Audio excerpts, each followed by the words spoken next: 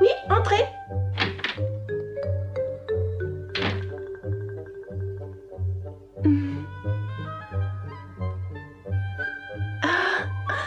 Pour quelle raison sembles-tu tellement ravie, Anne?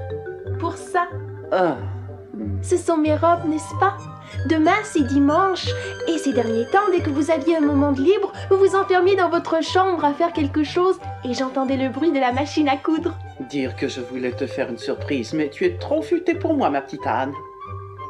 Je vous remercie beaucoup, Marilla.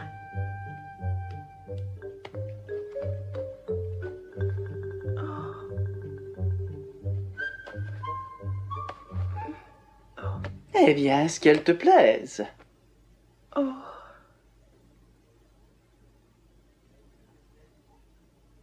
Elles ne te plaisent pas?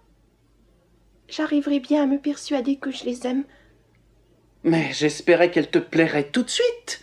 Je suis extrêmement déçu. Mais enfin, veux-tu me dire ce que tu leur reproches? Ne sont-elles pas neuves? Ne sont-elles pas bien faites, en bonne étoffe et bien à ta taille? Oh, si. Alors, dans ce cas, pourquoi ne les aimes-tu pas? Elles ne sont pas jolies, Marilla. Pas jolies. Crois-tu que je me sois cassé la tête à te faire de jolies robes, hein? J'aime autant te le dire tout de suite, je ne crois pas qu'il soit bon d'encourager la vanité. C'est un défaut insupportable. Ces robes sont de bonne qualité, commodes et solides, sans fioritures ni falbalas. Et ce sont les seules que tu auras de tout l'été. Le Vichy marron et le coton imprimé bleu feront l'affaire pour aller à l'école. La satinette est pour l'église et l'école du dimanche. Un point, c'est tout. J'espère que tu veilleras à les entretenir, à les garder propres et fraîches, et que tu n'y feras pas d'accroc. Après les nippes aussi affreuses et étriquées que celles que tu avais en arrivant, j'aurais pensé que tu me serais au moins un peu reconnaissante. Oh, je vous en prie, Marilla, essayez de me comprendre. Je vous suis reconnaissante, mais je vous serais encore beaucoup plus reconnaissante si une des robes avait les manches bouffantes. C'est si joli des manches bouffantes et tout à fait à la mode en ce moment. Cela m'aurait fait tellement plaisir, Marilla, de pouvoir porter une robe aux manches bouffantes. Eh bien, malheureusement, tu devras te passer de ce plaisir. Je n'avais pas de tissu à gaspiller en manches bouffantes ou autres fanfreluches. De toute façon, je trouve que ce sont des choses ridicules et vraiment inutiles. Je préfère les toilettes sobres et raisonnables. Le bon goût, c'est la simplicité. Eh bien, moi, Marilla, je préférerais avoir l'air ridicule comme tout le monde, plutôt que d'être la seule à avoir l'air sobre, simple et raisonnable. Comment oses-tu dire de telles sottises? Maintenant, fais-moi le plaisir d'accrocher tes robes dans ton placard, et ensuite tu continueras à étudier pour l'école du dimanche. Pour réagir de cette façon, tu n'as rien compris à ce que tu as lu jusqu'ici. Sinon, tu aurais compris qu'une petite fille doit d'abord faire preuve d'humilité. Oui, Marilla. Et j'espère que tu répondras correctement aux questions de ton professeur et que je n'aurai pas à avoir honte de toi. Oh.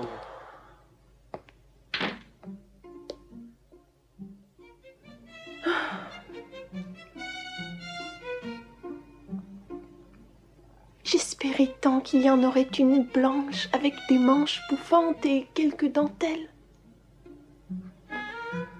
J'ai beaucoup prié pour qu'au moins une de mes robes soit élégante et j'ai été respectueuse envers le Seigneur. Mais je suppose qu'il a des cas bien plus intéressants que le mien et qu'il n'a pas de temps à perdre avec les robes d'une petite orpheline. Dans le fond, je savais que ça dépendait plutôt de Marilla et qu'elle n'en a fait qu'à sa tête. Enfin, je peux toujours imaginer qu'une de ces robes raisonnables est faite de mousseline blanche comme la neige, qu'elle est ornée de beaux volants en dentelle et qu'elle a des manches bouffantes.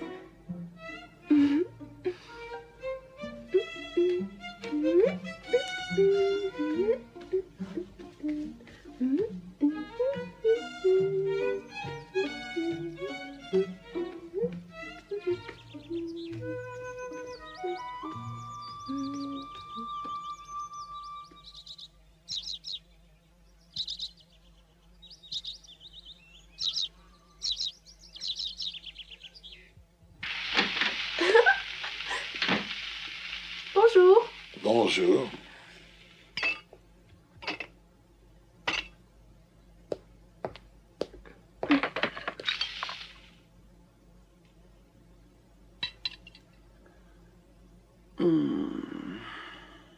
Vous avez encore mal à la tête, Marilla? Ne t'inquiète pas, c'est chronique chez moi.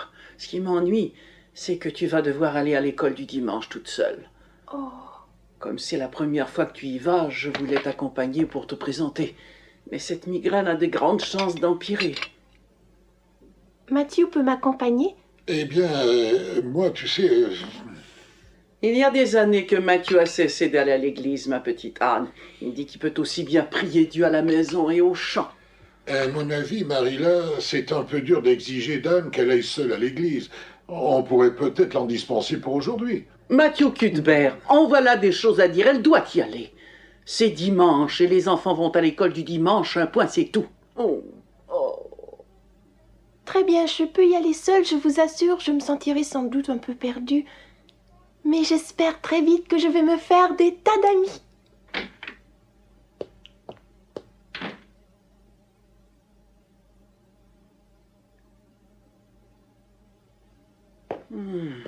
Vous avez mal, Marilla? Bon, tu es très bien comme ça, Anne. Tiens, voilà un cent pour donner à la quête. Tu vas te rendre au plus vite chez Madame Lind. C'est elle qui veillera à ce que tu sois dans la bonne classe. Maintenant, tâche de te tenir comme il faut. Ne fixe pas les gens dans les yeux et ne parle que si on t'interroge. Oh, mon Dieu, j'avais presque oublié. Va chercher la boîte ronde qui est sur la table du salon. Tu y trouveras un chapeau neuf pour ta... Un chapeau?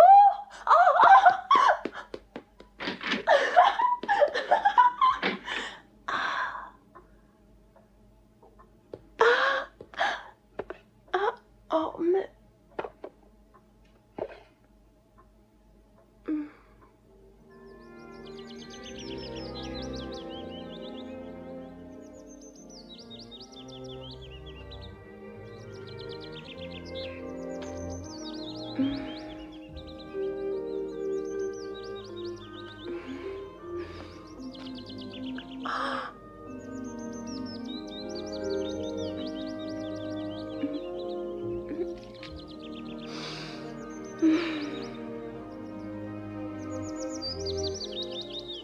Elles sont vraiment magnifiques.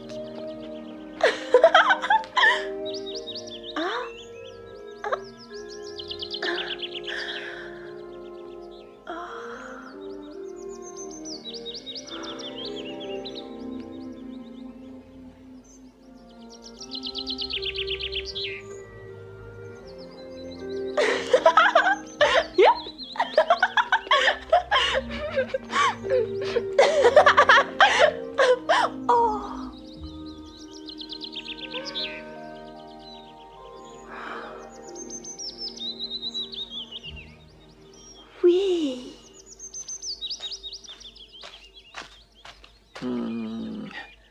Qu'est-ce qui a bien pu arriver à Marilla? Il est vrai qu'elle m'avait averti qu'elle risquait d'être en retard à cause des arrangements pour l'association.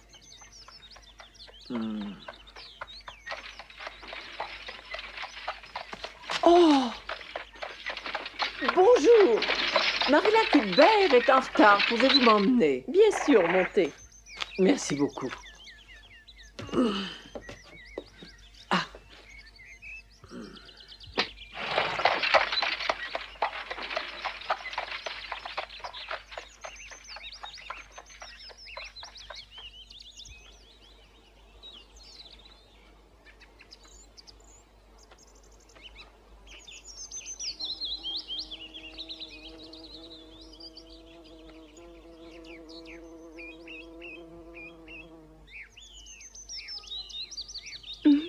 Fantastique!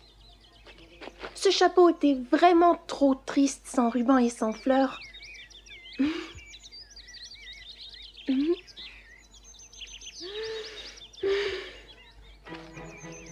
voilà, je suis le vent et je vole jusque chez Madame Lind.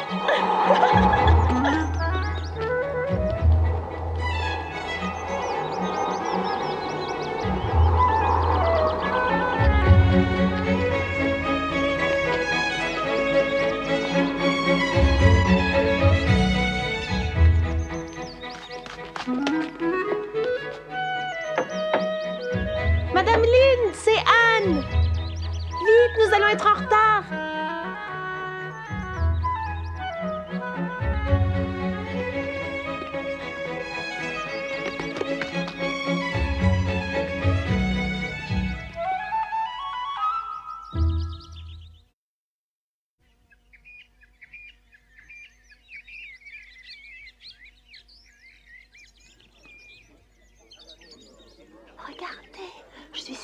la petite qui est arrivée dernièrement chez les Cuthbert.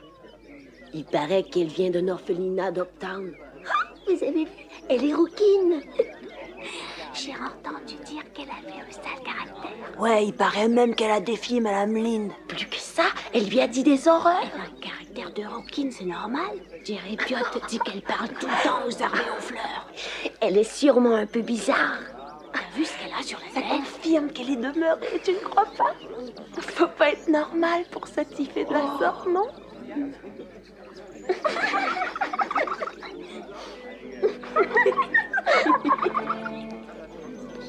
Vous avez vu ces taches de rousseur? Je crois qu'il vaut mieux pas l'approcher. Attention, rouquine méchante.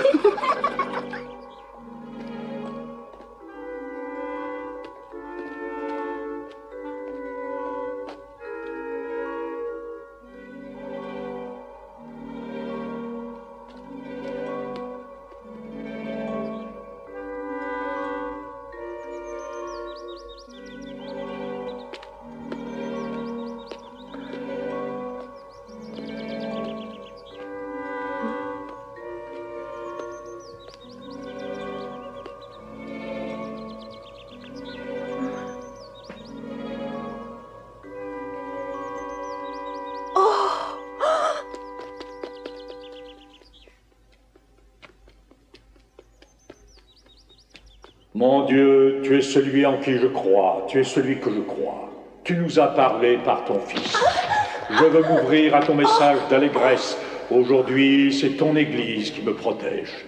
Tu me parles aussi par les hommes et les événements que tu mets sur ma route. Mon Dieu, tu es celui en qui je mets tout mon espoir.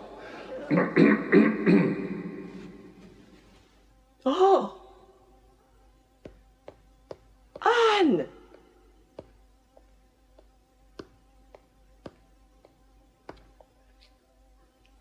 Quel mauvais goût, n'est-ce pas? Cette fille est vraiment curieuse. Par la vie, l'amour et la résurrection de ton Fils, tu as sauvé ce monde auquel tu mettras fin un jour. Tu donnes un sens et une direction à ma vie. Aussi, je m'attends à ce que tu nous accordes à moi et à tous les hommes le pardon, le salut et le bonheur éternel, car tu es loyal. Aide-moi à vivre dans cet espoir. Ô Seigneur, je me remets tout entier entre tes mains. Qu'il soit fait selon ta volonté. Tu m'as créé pour toi et je t'appartiens tout entier. Délivre-moi de mes pensées égoïstes. Je veux t'obéir et respecter ta loi. Merci pour cette beauté. Merci pour cette beauté, mon Dieu. Merci, mon Dieu, pour la beauté de la nature.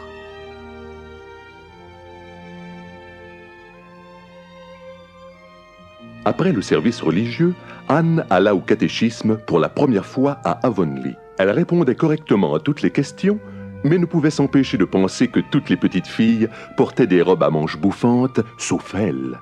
Tu sais faire la cuisine? Et tu sais coudre? Oui, un petit peu. Tu sais broder? Alors tu sais rien? Ma grande sœur sait tout faire, elle.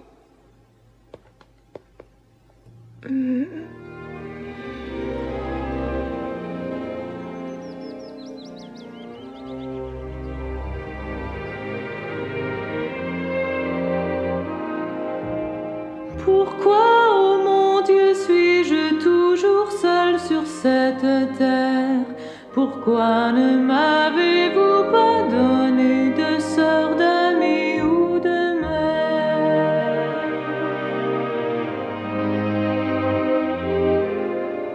Je suis si petite que sans doute du haut du ciel vous m'oubliez. Pourquoi faut-il que je sois seule, toute seule et désespérée?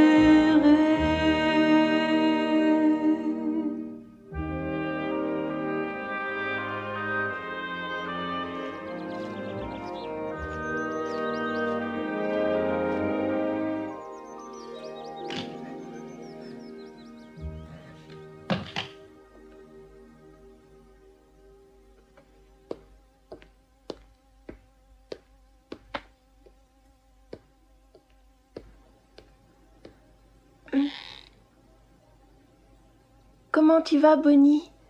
Tu ne t'es pas sentie trop seule pendant mon absence?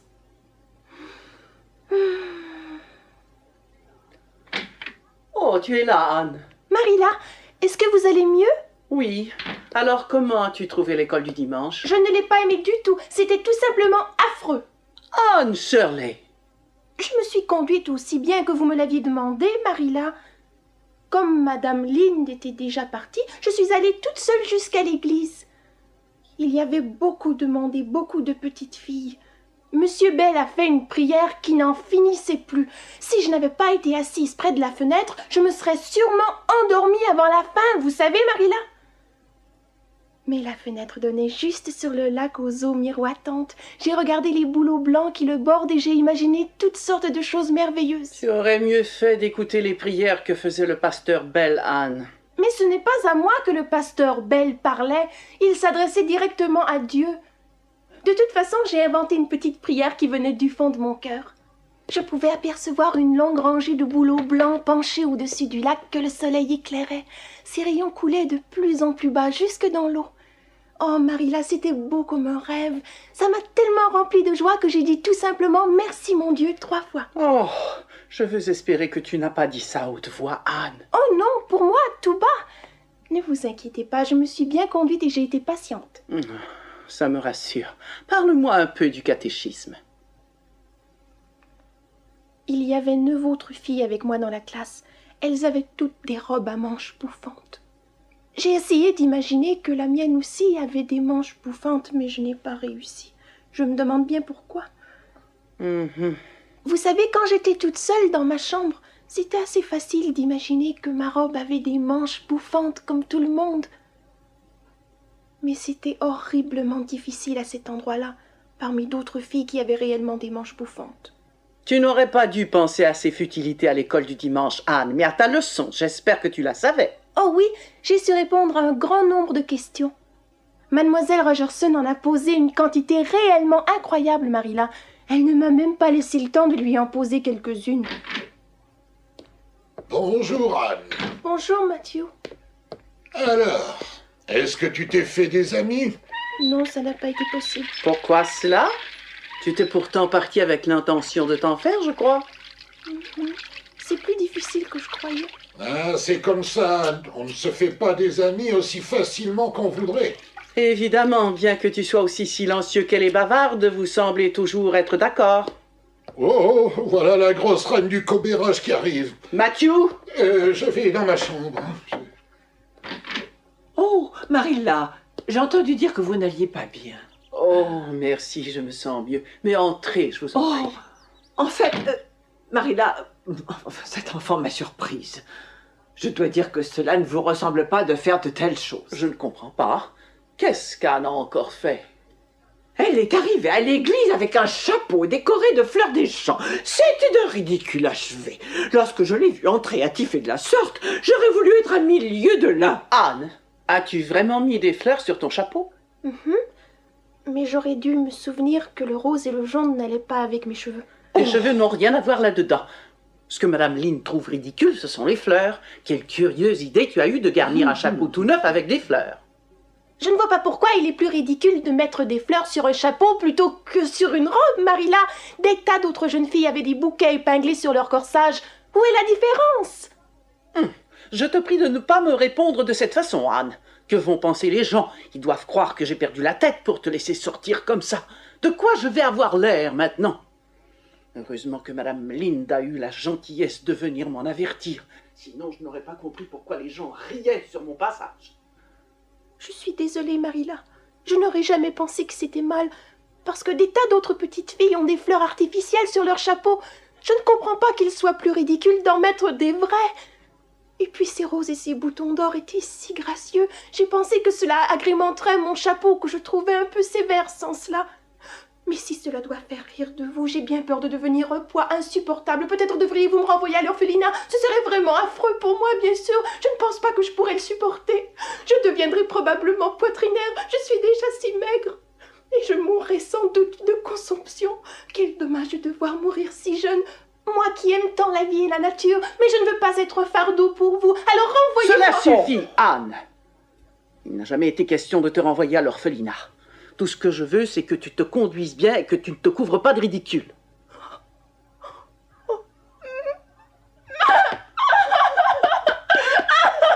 Anne! Anne! Reviens! Oh.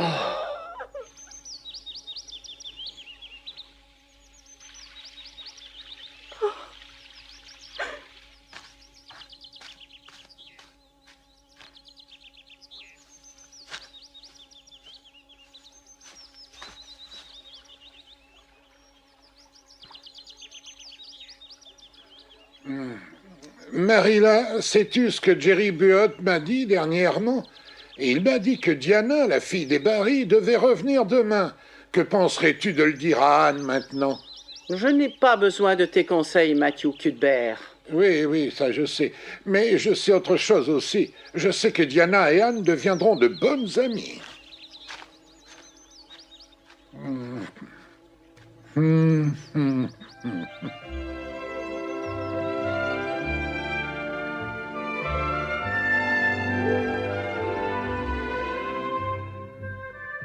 Que tout est beau quand on est heureux, car le bonheur repeint tout en rose et en bleu. On oublie qu'on fut seul, le cœur en morceaux, tout est tellement beau quand on est heureux. Je veux oublier le passé, ma vie d'enfant solitaire. J'ai enfin trouvé chaleur et amitié sous les vieux pignons verts.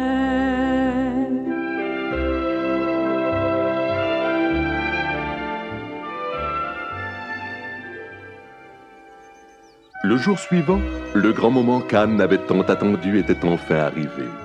Elle avait fait la connaissance de Diana et les deux petites filles s'étaient entendues au premier coup d'œil et s'étaient juré une amitié éternelle.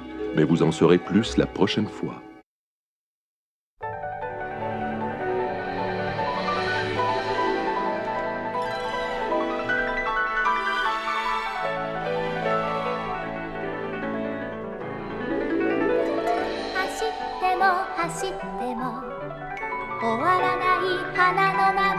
水には遠く燃える雲はもっと遠く」